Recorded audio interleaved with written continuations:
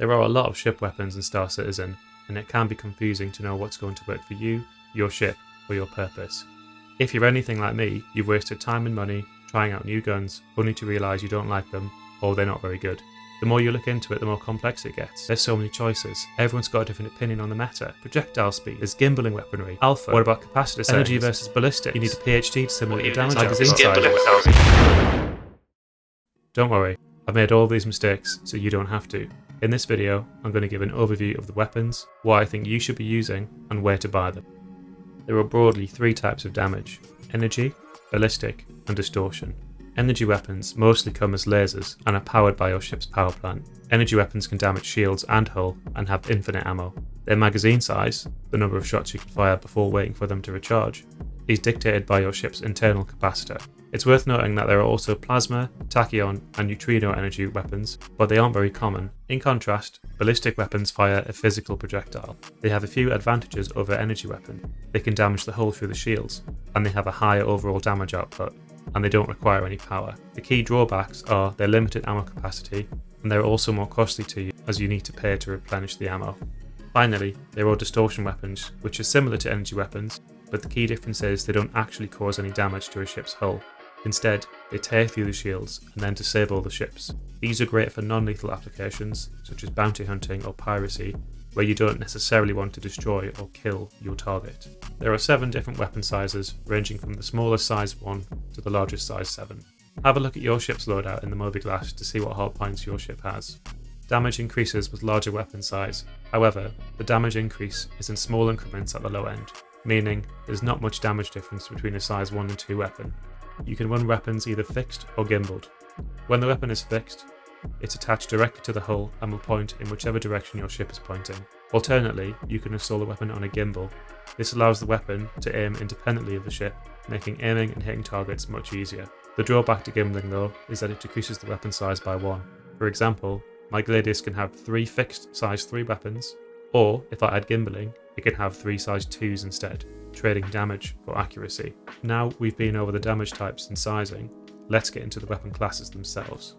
First of all is Gatlings. Gatlings are extremely fast firing. They absolutely saturate the area with fire, and they're great for small to medium targets. They won't be so effective against larger targets though due to the low damage per projectile.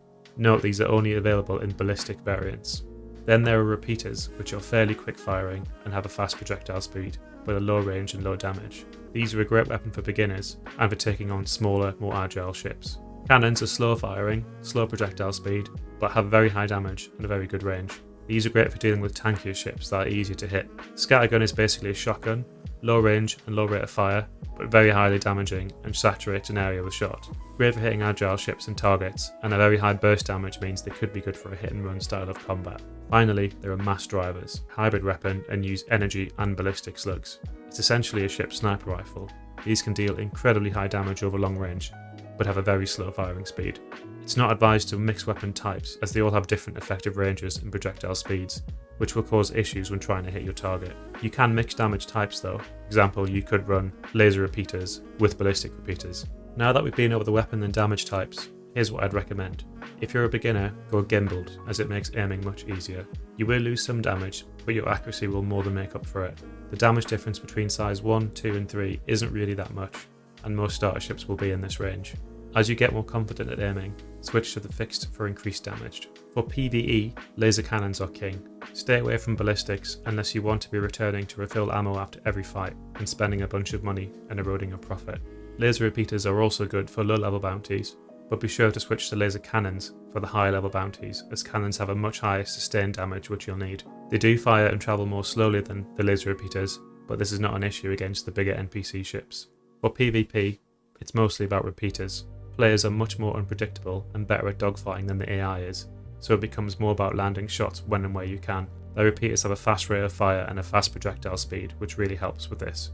Whether you go ballistics, energy, or distortion, or a combination of all, really depends on your ship and what kind of PvP you're doing.